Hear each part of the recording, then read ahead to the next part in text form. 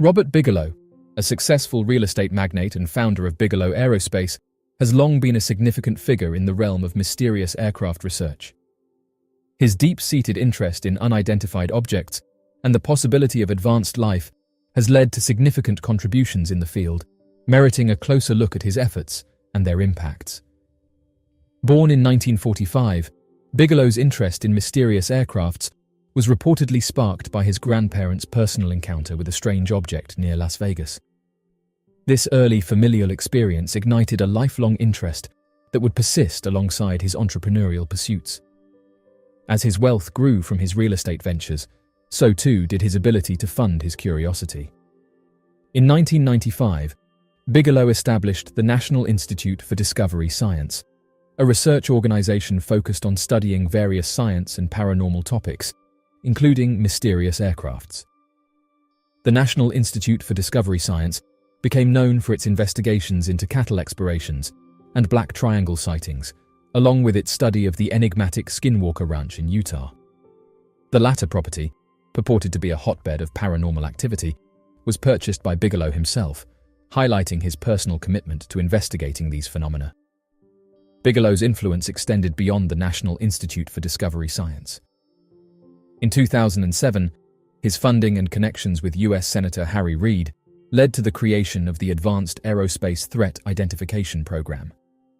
Although the program was officially focused on aerospace threats, a significant portion of its undisclosed budget was reportedly allocated to researching mysterious flying aircrafts.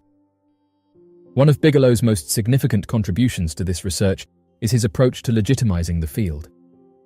His use of his personal wealth to fund serious research into mysterious aircrafts and related phenomena helped bridge the gap between amateur research and mainstream acceptance. His work has played a role in lessening the stigma associated with this research, aiding the recent shift in public and government perception of the issue. He recently came forward and said that these machines do exist, but noted that the problem has been the inability to back-engineer them, and said that he thinks a weightless environment is needed. He said that he's convinced that there is an existing presence. NASA has formed a collaboration with Robert Bigelow, and in the previous year, they conducted a significant test together to validate the readiness of his advanced technology for accommodating human presence in outer space. During an interview with 60 Minutes, Bigelow revealed his fascination with advanced beings, which can be traced back to a significant event involving his grandparents near Las Vegas. According to Bigelow, they had a first-hand experience with a mysterious aircraft, which rapidly approached them, ultimately occupying the entire view through their car's windshield. Astonishingly, the unidentified object abruptly changed direction and swiftly vanished into the far-off horizon.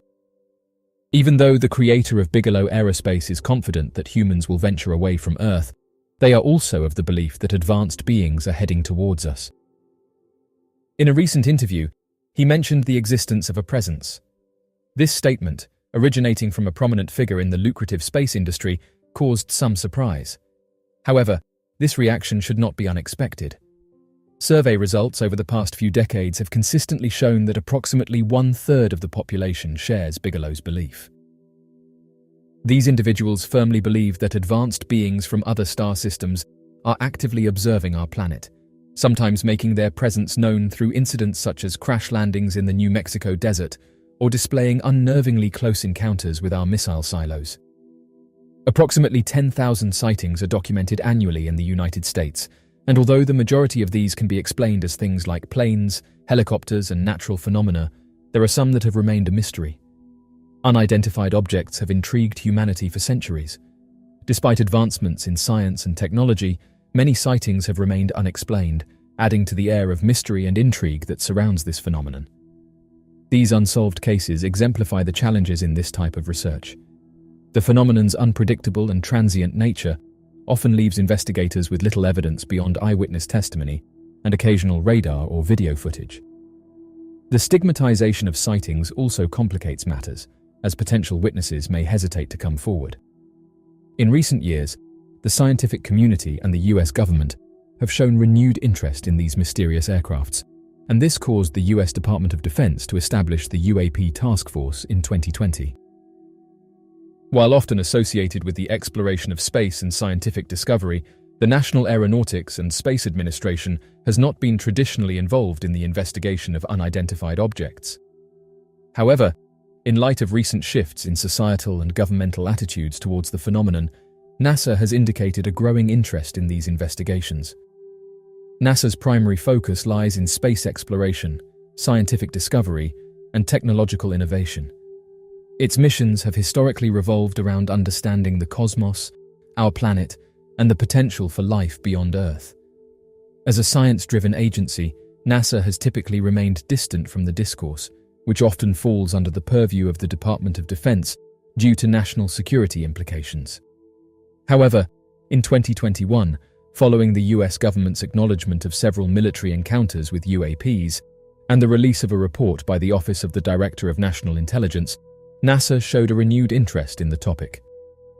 The Office of the Director of National Intelligence report confirmed the existence of 144 sightings by government personnel between 2004 and 2021 that remained unexplained, sparking widespread attention. Under the leadership of NASA Administrator Bill Nelson, appointed in 2021, the space agency has taken a more proactive approach towards UAPs. Nelson, a former astronaut and US Senator, has expressed his personal interest in UAPs and indicated that scientists at NASA would be investigating these phenomena. The focus of their research would involve analyzing data from satellites and other relevant scientific data to help unravel the mysteries surrounding these unexplained aerial encounters. However, it's essential to understand the scope and limitations of NASA's investigations. Given that NASA is a civilian space exploration agency, its research is likely to focus on interpreting data through the lens of known physical and atmospheric phenomena. The agency does not possess the authority or infrastructure to actively track or investigate UAPs in the same way as the military or intelligence agencies. For instance, NASA can use its scientific expertise and resources, such as advanced telescopes and satellite data, to rule out natural atmospheric phenomena or misidentified man-made objects. They can study patterns in reported sightings, cross-referencing them with astronomical or meteorological events. Yet, they are not equipped to engage in real-time monitoring of airspace or respond to immediate sightings. As of right now, while NASA's involvement in investigations is not traditional or extensive, the agency's recent shift in attitude is notable. By applying its scientific expertise and resources to the data on UAPs, NASA can potentially contribute to our understanding of these phenomena.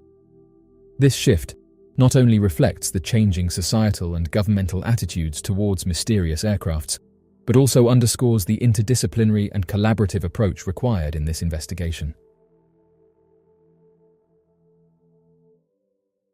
A retired professor thinks he has found the location of King Arthur's Camelot. Back in 2016, a rather strange breakthrough was made, one that would take us into the past.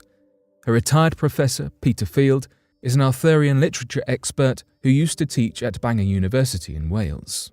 For this research of his, however, he has expanded into geography, as well as his usual historical and literary expertise. Field believes he has tracked down the legendary castle of Camelot. I am sure we have all heard of the King Arthur legends, and of course, tied to a king is his castle. Camelot is the castle where King Arthur held court over 1400 years ago, though, as is the case with legends, we are unsure if he ever existed at all, never mind his castle. Nonetheless, let us presume that Camelot is indeed a real castle. Well, Professor Field believes he has pinpointed the site where it once stood. The site of an ancient Roman fort called Camalodunum in Slack, West Yorkshire, England. In 500 AD, the believed time of King Arthur, this would have been a logical site, as the king is believed by some to have been a military expert defending Britain rather than having genuine royal blood. Field described his discovery as quite by chance, going on to elaborate that he was simply looking at maps when the image began to make more sense. He commented, "I believe I may have solved a 1400-year-old mystery." While his suggestions are yet to face scientific scrutiny under peer review, this is a promising hypothesis, to say the least. Some evidence that could support Field's theory is that Camelodonum as a word could have evolved, linguistically speaking, into the word Camelot. As we use language over time, it adapts, adjusts, and becomes more efficient for speakers. It is entirely plausible Camelot is derived from the word Camelodonum. Slack might seem like an odd choice of location for a castle to protect against invaders, seemingly because placed in the middle of nowhere, though it could also make for an ideal spot to quickly disperse British troops to any coast or direction. To confirm this theory, we need some sort of archaeological proof. But how do you find proof of a man we are not sure even existed? Some have suggested that the King Arthur, with a round table and wizard pal Merlin, is actually an amalgamation of a number of British rulers, immortalised together in one big story. Others believe he exists but had his stories exaggerated, and others think he is an entertaining legend, but nothing more. Future research can only bring more answers, though for now we will be left with a few more ideas to answer our questions in the future. Oldest known human footprints in North America discovered at National Park. Up until this next discovery, archaeologists believed that humans first appeared in North America 11,000 to 13,000 years ago, basing this judgment on stone spears found scattered throughout the continent. However, they have now uncovered what is thought to be the oldest known human footprints in North America, dating back to a whopping 23,000 years ago during the Ice Age. That is a staggering 10 millennia before we thought humans had ever inhabited North America. Previously, it was thought that humans could not have expanded into the lands of America this far back in time, as massive glaciers, referred to as the last glacial maximum, would have greatly obstructed their path. The originally speculated dates made more sense, as 13,000 years ago humans would have been able to cross from Asia to North America once the Ice Age period was over and corridors were ice-free. The new archaeological find showcases 60 human footprints, being most likely those of children and teenagers, it is thought, with the occasional adult print judging on sizes. The discovery also tells us more about how these settlers used to interact with each other. This revelation is set to completely upturn existing theories of past human existence and population patterns. Resources manager David Bustos found the footprints in White Sands National Park of New Mexico, and they were then analysed using carbon dating techniques on embedded seeds found within them. It now calls into serious question the validity of previous estimates that humans first walked through North America 13,500 years ago. Instead, these theories have been revised to suggest that our predecessors could have crossed from Asia to the Americas as early as 26,000 to 19,000 years ago. Thinking more about where the footprints were found, it is thought that two ancient Apache trails used to cross what is now the national park. The descendants of the original Apache settlers are referred to as Mescalero Apache. While it is a hugely game-changing discovery, Bustos reminds us that it is also sad to think of how much other insight we could have lost to soil erosion in the area. Nonetheless, the discovery shows not only how far we have come in terms of scientific progress, but that sites such as this national park still have a wealth of history waiting to be found if we can preserve their contents well enough. China is building a smog-eating forest city. Pollution is something impacting every corner of our Earth. While messages to care for our environment often feature pleas to save Arctic animals, like our friends the polar bears, it is not just the Arctic that is suffering. In some places, the air pollution is becoming so severe that the air is considered unhealthy for humans. One of these places is Nanjing, in the east of China. We use the Air Quality Index to assess the safety of the air. This uses a scale of 0 to 500, with higher numbers showing worse pollution. Even without the Air Quality Index, it is clear to see that there is thick smog in Nanjing, as in many urban cities, but the air quality clocks in at a whopping 132, meaning it is considered unhealthy, especially for members of the public with respiratory diseases and illnesses. Stefano Beri Arcachetti, an Italian design firm, has a plan to help reduce the smog and air pollution in cities. The company thinks towers of plants could help bring us closer to a safer environment. The company built 2 skyscrapers covered in flora, bringing in 1,100 trees and 2,500 cascading shrubs on rooftops and balconies.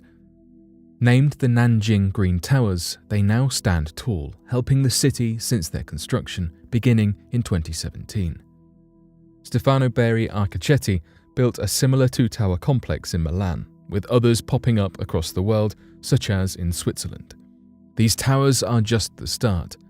They aim to have a forest city created in Nanjing that features multiple skyscrapers like these towers, with lots of green space, creating as much improvement as possible.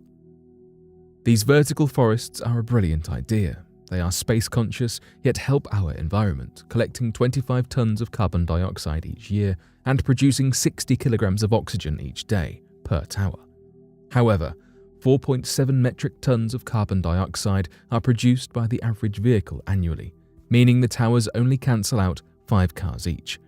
This is why a forest city could take these slight improvements to a huge leap forward. These ideas and designs sound incredibly futuristic.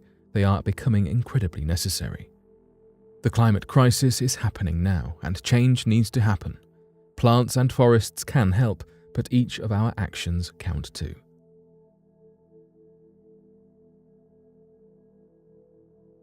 But what do you make of these recent discoveries? Be sure to let us know your thoughts in the comment section below and help us grow this community while working to solve these unexplained mysteries. Thank you for watching, and don't forget to subscribe for more videos.